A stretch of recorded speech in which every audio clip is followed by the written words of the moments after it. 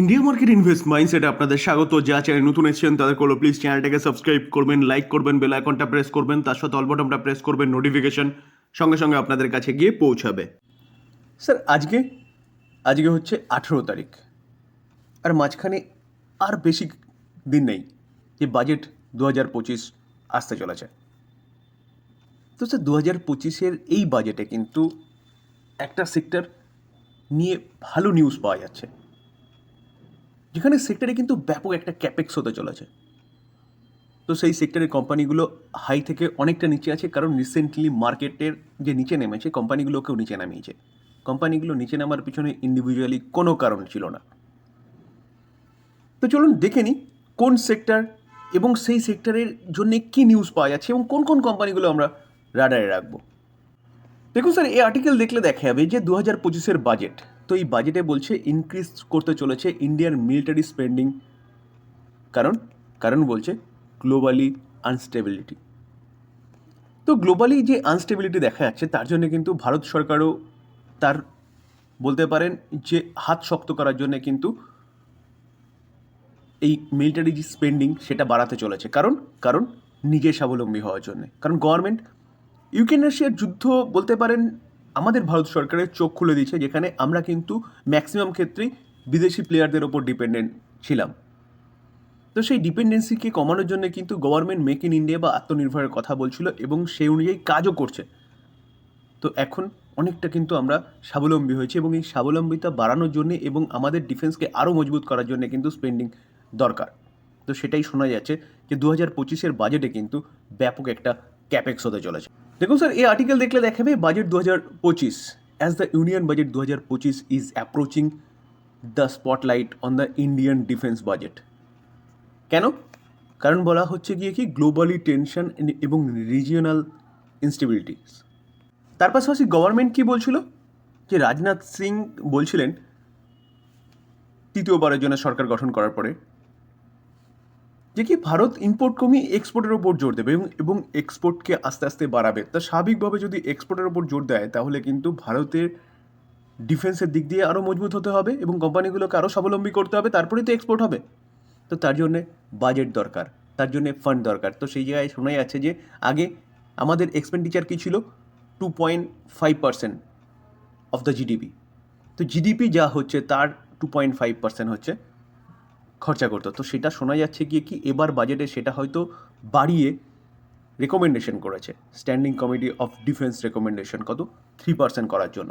তো যদি 3% হয় তাহলে 0.5% বাড়ছে, আর 0.5% মানে হিউজ অ্যামাউন্ট।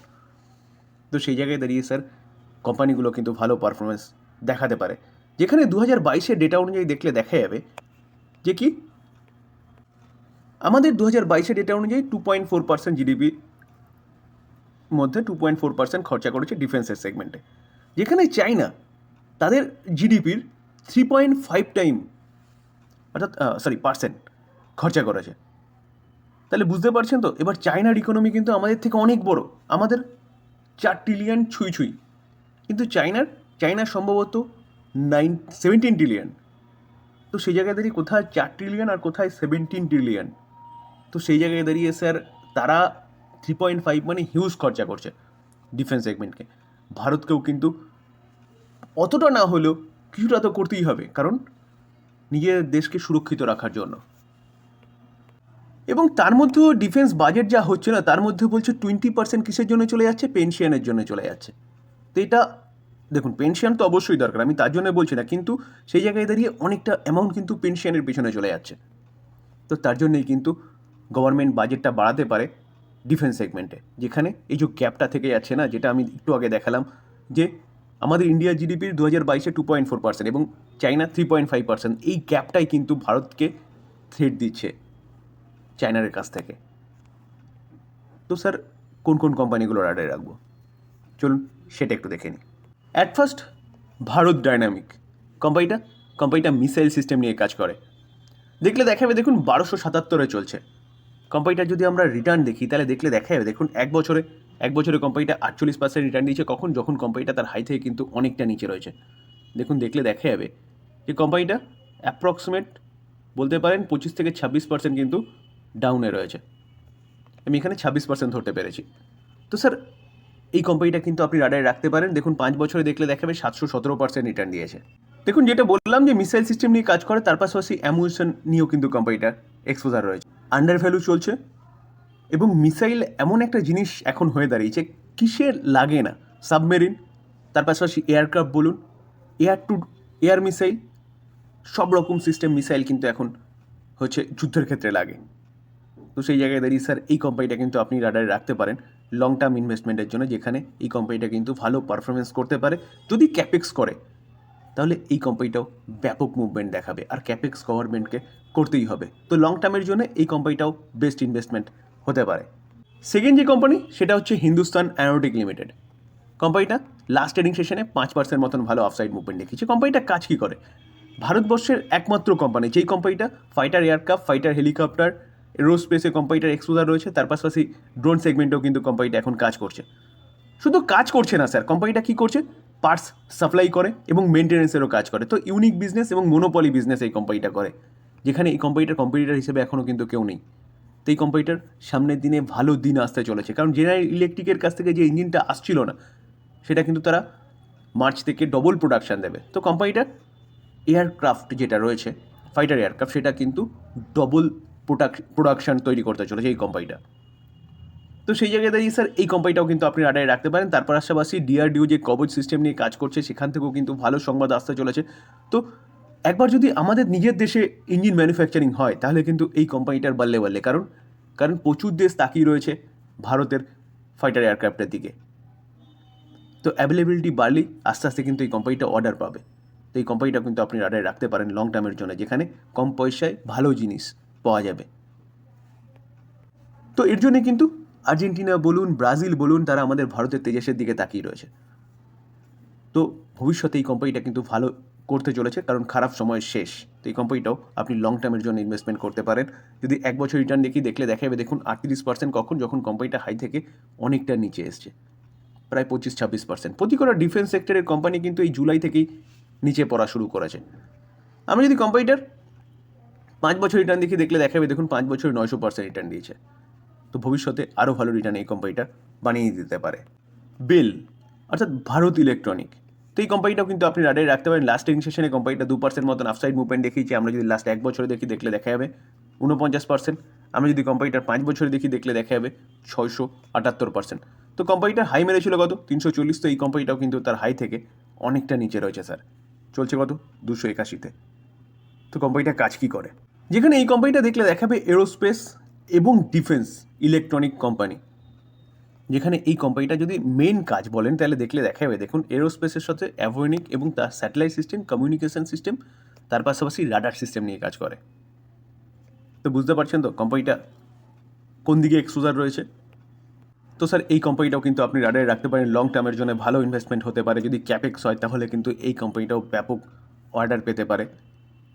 এই কোম্পানিটাও কিন্তু আপনি রাডারে রাখতে পারেন, যেখানে কোম্পানিটা long term maximum chart pattern দেখলে দেখা যাবে দেখুন 1,28,059% রিটার্ন দিয়েছে।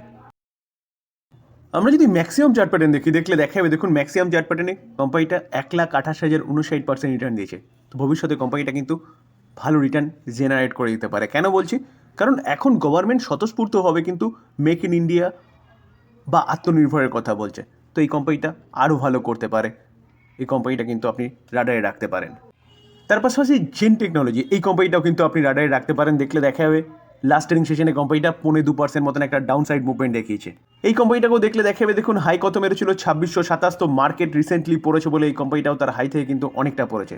লাস্ট 1 মাসে দেখলে দেখা যাবে কোম্পানিটা প্রায় 8% মতন পড়েছে, কিন্তু হাই থেকে যদি দেখলে দেখা যাবে কোম্পানিটা 14-15% মতন কিন্তু ডাউন সাইড মুভমেন্ট দেখিয়েছে। তো এই কোম্পানিটাও আপনি রাডারে রাখতে পারেন, যেখানে কোম্পানিটা কিন্তু ড্রোন নিয়ে কাজ করে। তো এছাড়াও ডিফেন্সে ব্যাপক একটা এক্সপোজার কোম্পানিটা রয়েছে। তো ড্রোন সিস্টেম নিয়ে কন্টিনিউয়াসলি ভালো কাজ করছে বলে কিন্তু কোম্পানিটা একের পর এক অর্ডার পাচ্ছে, এবং লাস্ট 5 বছর যদি রিটার্ন দেখলে দেখা যাবে 3351% রিটার্ন জেনারেট করে দিয়েছে। দেখুন চার্ট দেখলে লেফট থেকে রাইটে ওপরেই গেছে। তো এই কোম্পানিটাও কিন্তু বেস্ট ইনভেস্টমেন্ট হতে পারে, হাই থেকে অনেকটা নিচে এসছে। আর এখন ড্রোন যেভাবে কাজ করছে শুধু ডিফেন্স সেগমেন্ট নয়, আরও বিভিন্ন সেগমেন্টে, যেখানে পণ্য পরিবহনের ক্ষেত্রে বলুন বা বলতে পারেন যে থিয়েটার সেগমেন্টে, সেখানেও কিন্তু ড্রোনের ব্যাপক এক্সপোজার রয়েছে। তো এই জায়গায় দাঁড়িয়ে কিন্তু এই কোম্পানিটা আপনি রাডারে রাখতে পারেন লং টার্মের জন্য ভালো একটা ইনভেস্টমেন্ট হতে পারে। যেখানে কোম্পানি অলরেডি ভালো করেছে, এখান থেকেও কোম্পানি আরও ভালো করতে পারে। যদি ক্যাপেক্স হয়, এই কোম্পানিটাও কিন্তু ভালো মুভমেন্ট দেখাতে পারে। নেভিতে Mazagon dock ship builders limited, এই কোম্পানিটা আপনি রাডারে রাখতে পারেন, যেখানে কোম্পানিটা লাস্ট ট্রেডিং সেশনে 2.5%-এর ওপর একটা মুভমেন্ট দেখিয়েছে। আমরা যদি কোম্পানিটার লাস্ট 1 বছরে দেখলে দেখা যাবে 100%। আমি যদি কোম্পানিটা লাস্ট 5 বছরে দেখলে দেখা যাবে 2646% রিটার্ন দিয়েছে। যেখানে ভেসেলস থেকে শুরু করে বিশেষ করে কোম্পানিটা সাবমেরিন তৈরি করে। তো এই কোম্পানিটাও কিন্তু বেস্ট ইনভেস্টমেন্ট হতে পারে বা ভালো ইনভেস্টমেন্ট হতে পারে লং টার্মের জন্য, যেখানে ডিফেন্সে ভালো ক্যাপেক্সের কথা শোনা যাচ্ছে। তার পাশাপাশি কোচিন শিপইয়ার্ড বলুন, গার্ডেন রিচ শিপ বিল্ডার্স বলুন, এই কোম্পানিগুলো রাখতে পারেন। নেভিতে কিন্তু এই কোম্পানিগুলোর ব্যাপক এক্সপোজার রয়েছে। তো ক্যাপেক্সে এই কোম্পানিগুলো ভালো মুভমেন্ট দেখাতে পারে। অলরেডি কিন্তু সেটা শুরুয়াত হয়ে গেছে ডিফেন্স সেক্টরের প্রতি কটা কোম্পানির মধ্যে, যেখানে গতকাল মার্কেট টালমাটাল খাচ্ছিল বা মার্কেট নিচে ক্লোজ হয়েছে নিফটি, কিন্তু ডিফেন্স সেক্টরের যতগুলো কোম্পানি দেখলাম না, সব কটা কোম্পানি কিন্তু পজিটিভ মুভমেন্ট দেখিয়েছিল। দেখানোর পিছনে কারণ কিন্তু বাজেট যেটা শোনা যাচ্ছে সেটা যদি সত্যি হয়, তাহলে কোম্পানিগুলো কিন্তু বেস্ট ইনভেস্টমেন্ট হতে পারে। যারা পজিশনাল ট্রেডিং করেন তারাও চিন্তা ভাবনা করতে পারেন। তবে ডিসক্লেমার দিয়ে রাখি, কোনো বাই রেকমেন্ডেশন নেই।